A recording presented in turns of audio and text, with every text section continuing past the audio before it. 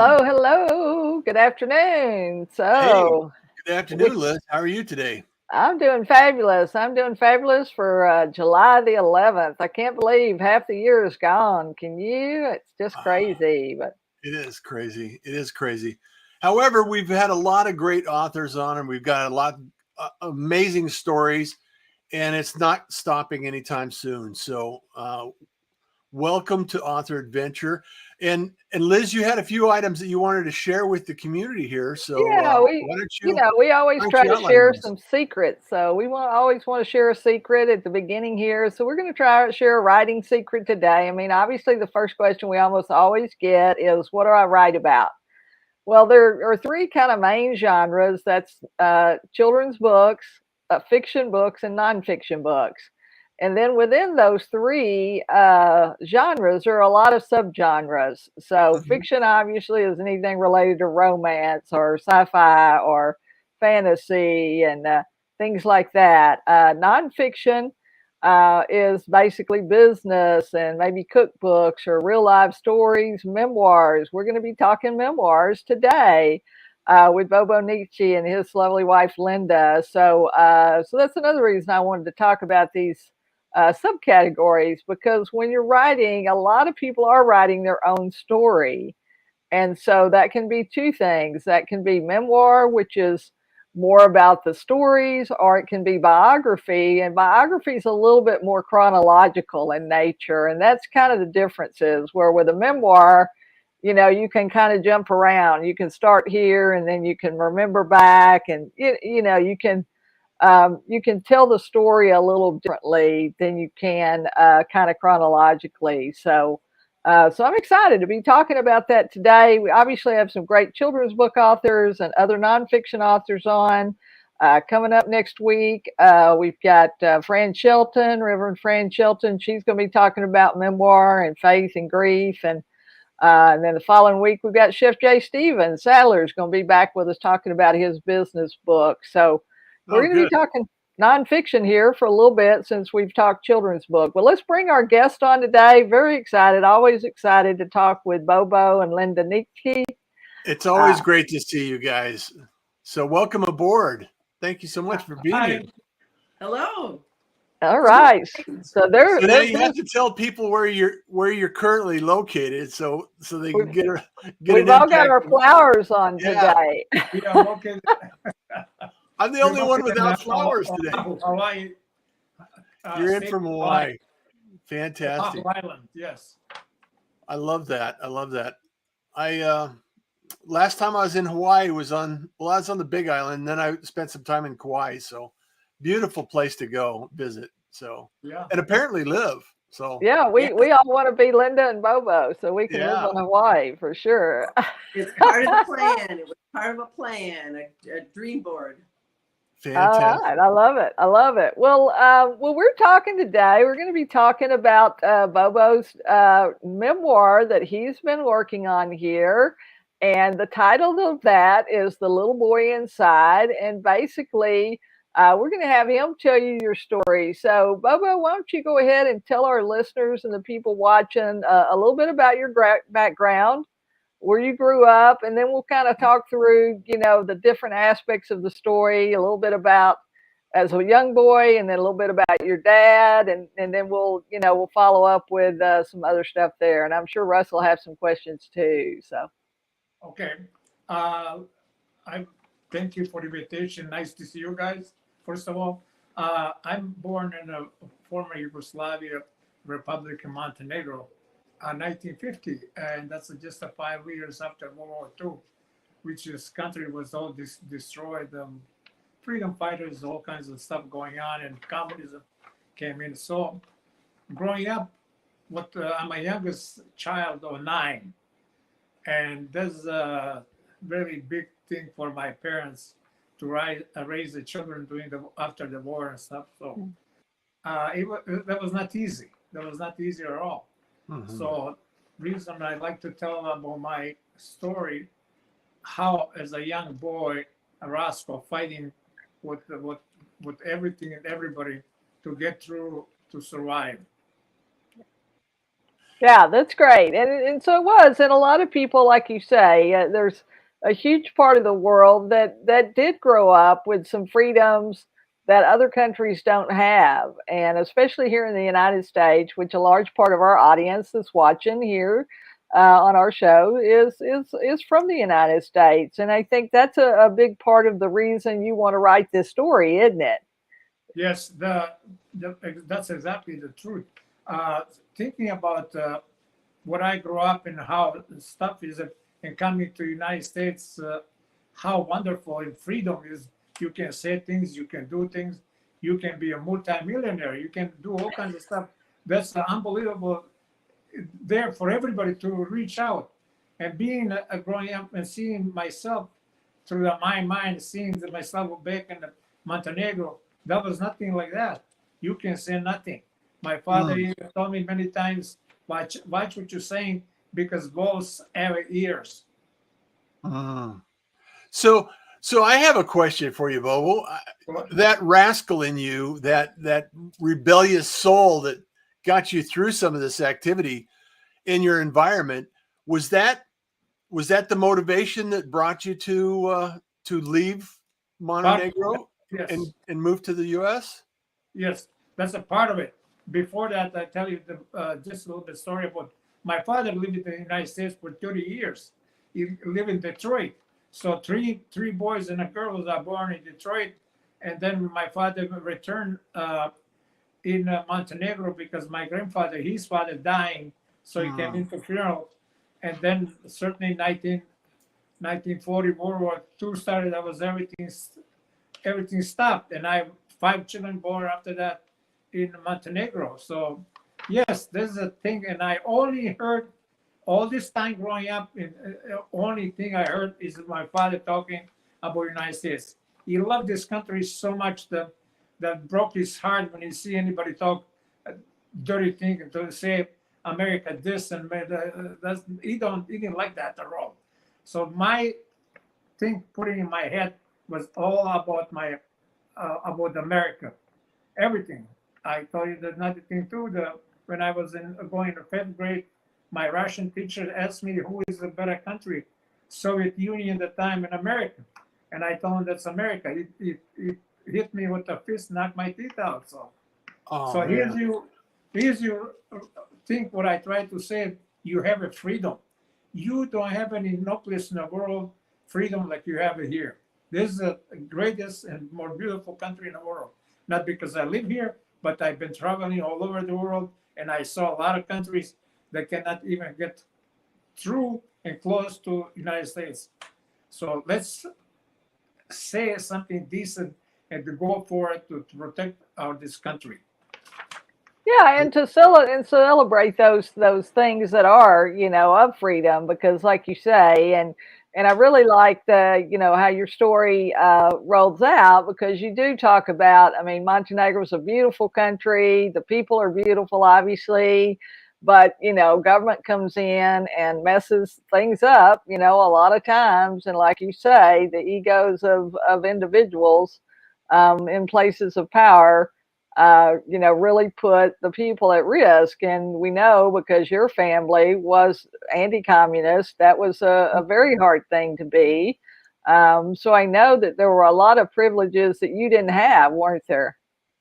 Yes, oh, absolutely.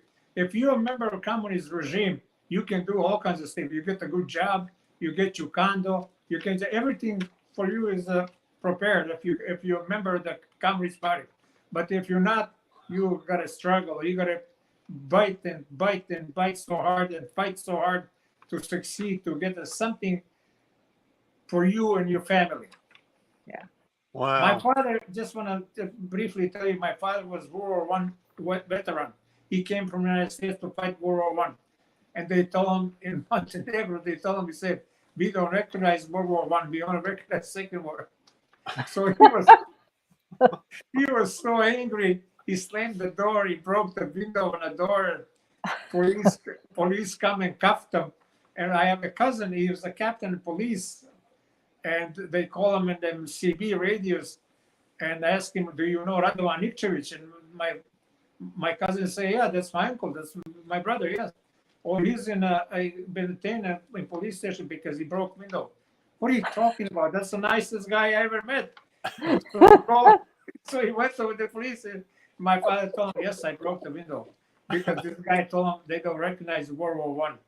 So he was angry and stuff like that. Oh, my uncle was my cousin too. He was all angry about it. He said, get the cops off him, you go home. So he went home. So he never ever asked for anything about being World War I and stuff like that. So that was a communist country. That's how hard was it. Well, Yeah. and just a quick context, he was going to this office asking for his pension, for military pension, and Oh. they They don't recognize didn't that. recognize it. Right. Wow. So That is you would have crazy. that extra income for the family, because basically y'all grew up on kind of on a farm, didn't you? And you did have, so you grew your own vegetables and things like that, and like you say, your mother was Jewish, wasn't she? Isn't that right? And so I know during the war, Yes. they y'all did hide people and protect people, and did what you could, even though you didn't have very much yourself, and so. Sure. My father, my dad told me about. He recognized. He told me about a neighbor who was not far away from the house. He was a spy during the World War II, and then a comedy spy after that. But I didn't pay attention to it because I'm not in politics, and they not. So they came in. Gestapo came into my house, knocked the doors, everything, looking for my mom. And my father said he knew to speak in German and English, so he spoke to the captain and he said, "What are you looking for, my wife?" I was told by this guy, and he pointed to his neighbor. He said that she's Jewish. My father said, that's not true. She's Orthodox. You can see. And the guy said, pointing out to her chest, he said she have a Star of David necklace or whatever she was wearing. And the guy ripped the shirt off her, and then she got a cross. My dad said, you make sure you wear the cross and don't you take it for long ever. So that's what happened. That's what he saved. And Captain turned around and he apologized to my dad. And he told the guy, don't do that kind of stuff, But see how my father remained walls have ears. Be very careful what you're saying in that kind of countries. Which then I go again. Come in this country, you can say whatever you want. Nobody can bother you because that's a freedom. Yeah. Yeah, it's Yeah, for amazing. sure. And I Yeah. don't think people realize exactly what that feels like or what that result is when you're not allowed to say what you think or share what your thoughts are, or you have to guard your thoughts from people in the community. It has to be a challenging effort. So, Oh, very much so. Because I was with my buddies, very close friends, and their parents are communists and stuff like that. And they knew my father is anti-communist, but didn't bother him because he was not rebel or anything like that. He just don't like the regime. Simple as that. yeah. So we knew the cops, they're like a Gestapo, wearing them hats and leather jackets and walking two at a time just through the city. And we go talking about something like against the Tito, mumbling something. And they come asking what he's talking. And we start singing the song, Camarada Tito, we salute to you. We're going to follow you wherever you go. They back off right away. They cannot touch us. So we just mess around with them. But we don't care. You're a rascal. You're a rascal, Bobo. He's a rascal. He's a rascal. Oh, my God. Yeah. So where does the story start in your book? I mean, where are you going to start the story?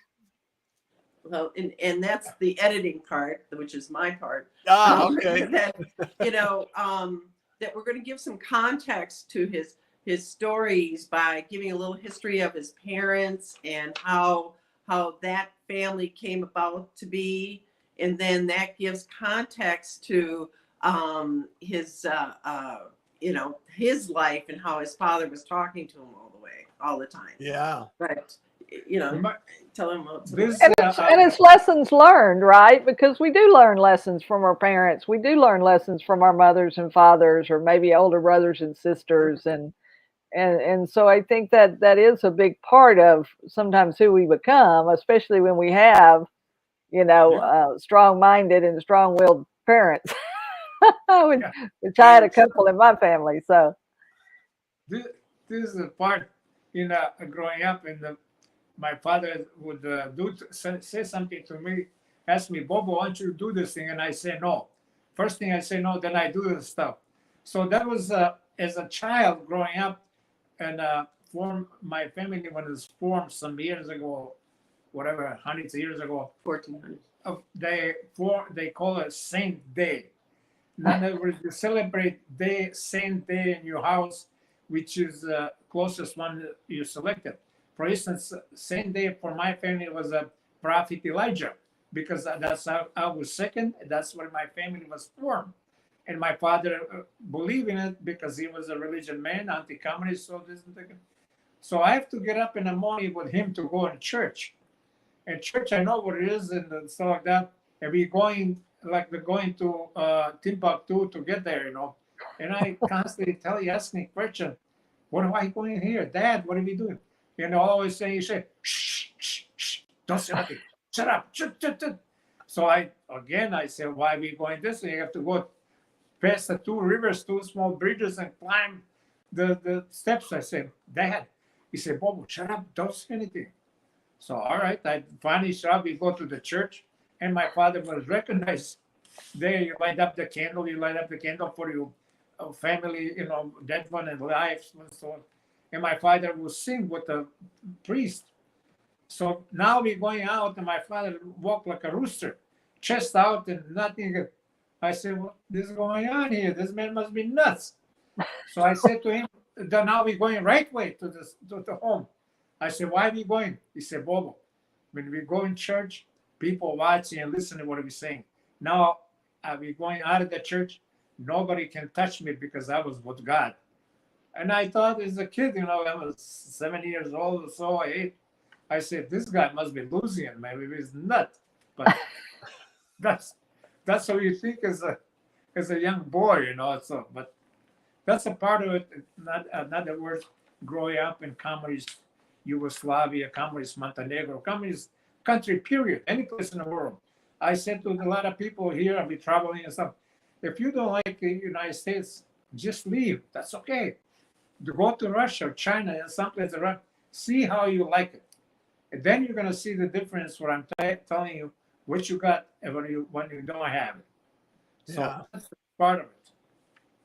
We see it in the when we're traveling, as my American eyes, as we're out in the Eastern Europe and stuff like that, that there's this kind of angst. They've gone through wars, they've gone through the oppression of communism, and so it's hard. People don't look at you when you're walking in the street. I'm kind of like smiling and saying hi, and not everybody's real happy and hi. Once they do know you, I mean, that's what I found, is that they'll give you the shirt off their back, but everybody's protected. They still have that sense of, not saying, not looking, not, it's unfortunate. That's the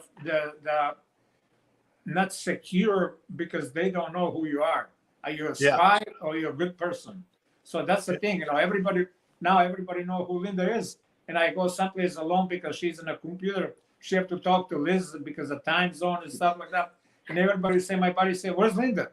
I say, what the hell is this? Don't you want to ask how am I doing? Oh, everybody love Linda. I call her. How you doing? Us too. How's Linda? I said, Linda is good. But that's great because she's with me. And they see she's a wonderful person and she's not any spy. She will give you everything and help you and do things for you. And that's where the people like that kind of stuff. Oh, it's beautiful. It's beautiful. And you guys you make a wonderful couple too. So you can write some books, Bobo, and Linda can edit those books, and you can create stories that everybody can enjoy. So I just really appreciate the fact that you're here with us today, sharing this information. So thank you.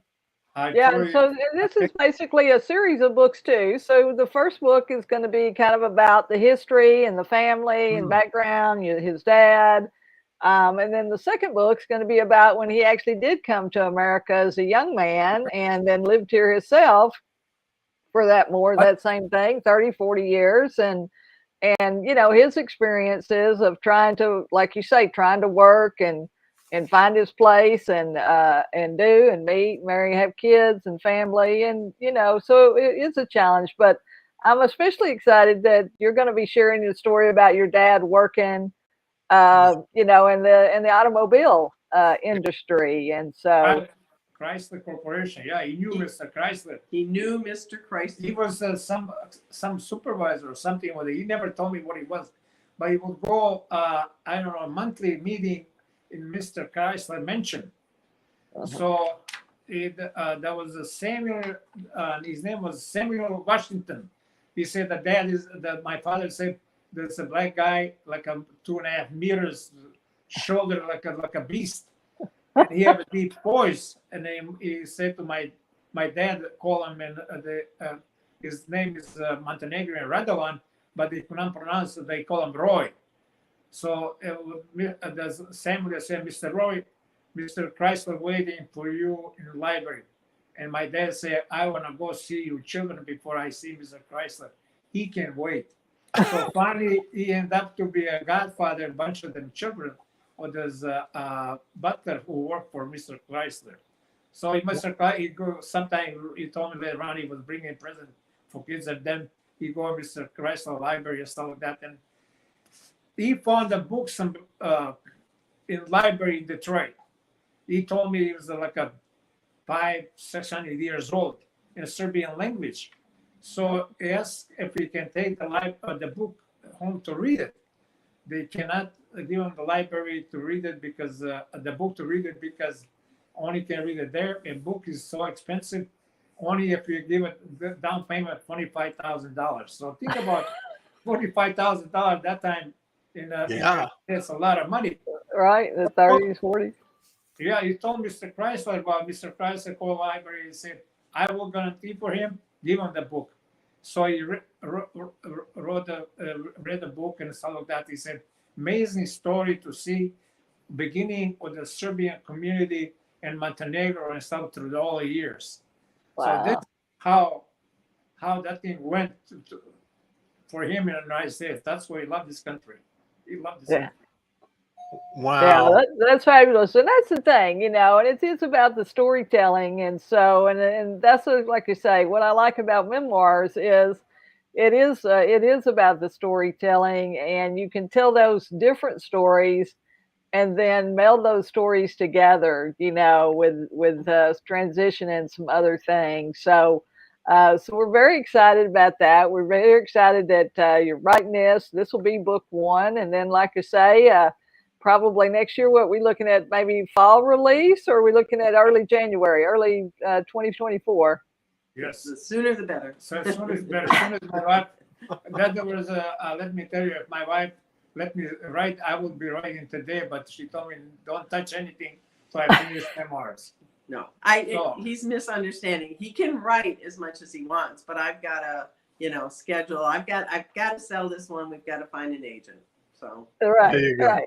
So you got, and at some point you got to finish the manuscript. But I think that, like you say, you've got so much of it that's it, and you've got your structure and you've got your outline, and that's helpful. That's the hardest thing, is getting down.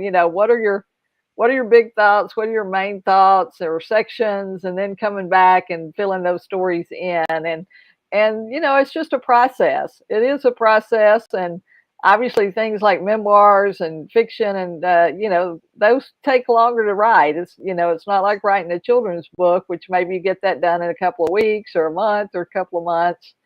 The illustrations are what takes so long for children's books. So well, we're very excited about that. We're excited to hear more. I know Russ is going to be excited to hear more of those stories about the rascal, especially, and I think that's a nice thing too. It's you've got a really good job of weaving in the funny stories, the things that happen, along with the sad stories too, because we know it was a struggle. We know there were tough times, but because of your personality and your family's legacy, y'all were able to overcome those struggles and continue to move forward and to do great things. And so we're we're very pleased that we get to know you. Let's go ahead and you do have the website for the book publishing is BoboLin Media. So I want to be sure that we mention that. It's BoboLin Media. And then you've got your other one, right? Yeah, so the memoir is actually with our Two Sassy Seniors Vagabond Experiment. That there's a memoir page. The website is SRVEXP, Senior Vagabond Experiment, and there's 3 videos there, and then we have a YouTube channel called The Little Boy Inside, where we've got 9 different videos being released. I don't know how many are up there right now. But it's hit because he transcribes the manuscript, he speaks it. I took those chunks of those stories and then put a video to it, slideshow. I made a video on it, and the music we added to it is a friend of Boshadar's. So check out the videos both on the website, srvexp.com, and also the Little Boy Inside YouTube. Okay, great. And those things should be in the show notes too. So if you go back to the show notes, you'll be able to see that, hear that, click on those links and follow those links. So for sure, go and check out the YouTube channel with Bobo and Linda. Bobo and Linda both. I mean, if you had, one thing that you wanted to share with the audience, leave the audience with. See, the time goes so fast. We only have a few minutes left. But what would you tell somebody listening today if they wanted to write something, or publish, or just be involved in the publishing process somehow? Because there are a lot of other activities besides just writing that people can do, aren't there? Piece of paper, a pencil, and write whatever is in your mind. Because when you write it in an article, you can read it, you always can correct it or add or take away and stuff like that. That's very important for me. That's why I do it. Write it down and always say, oh, I missed that part. I can put it there and squeeze it someplace else, or vice versa. So it's very simple. Keep writing. It's always there, something you can tell. Doesn't matter if it's a children's story or memoirs or anything what you want to write. Just keep writing. You're going to find a success on it, that you're going to feel good because you say something what's inside your mind. Yeah. And I'm the tech person in this relationship. So we use Otter AI to transcribe. And so he can speak because he doesn't type, very quickly. So he speaks it into a transcription program that then can be pulled apart and edited. And that's the audio from those is what I made the 9 videos from. Yeah, that's great. That's great. So I hope y'all are listening, because these are great nuggets. So it's how do you repurpose your content too? So you have your content in a book, you have your content that you can put on your website, you have content that you can put in videos or audio files. Those can be posted on YouTube channels, on live streams, on podcasts. You can create your own, or you can do an interview just like Bobo and Linda are doing with us today. They're just all kinds of people that are going to be really interested, don't you think, Russ? Oh, absolutely. Yeah, absolutely. Talking with Bobo and Linda about their story and their background and their sassy senior experience too, and experiment, because I know that's a great thing too. There are a lot of people that want to know how y'all did that, how y'all did your plan. So I hope that's going to be a part, of some of your follow-up, either your written or your videos about, making your plan, following your dream, setting it out there, writing it out, or doing it in pictures, however you want to do that, because then it does give you that extra incentive, doesn't it, Linda? It definitely does. And your subconscious is reading that board, your dream board. Your conscious isn't reading it. Your subconscious is, and making things happen. Seeing it. Yeah. I would say just one thing before you guys let me go and stuff, or I should say, let you guys go. About senior citizen. Don't be, you get retired and enjoy your life. Don't get locked up in a house you can't go to place. Stop traveling.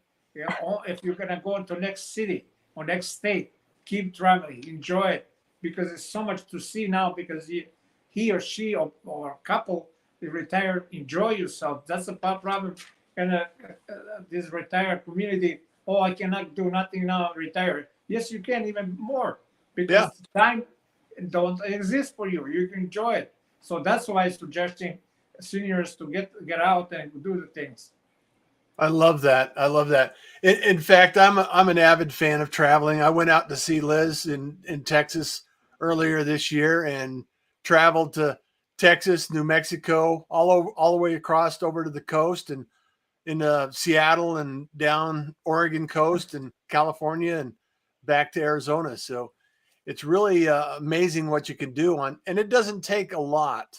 No. You can travel effectively and you don't have to spend a lot to travel. So just to Yeah. go out and see, like you said, you can enjoy the scenery, you can enjoy the company, you can see a lot of people, you can meet a lot of people, and it's amazing adventure. So go out and do it. So Oh, absolutely. Especially when you use it instead of going with the car, if you go with the trains.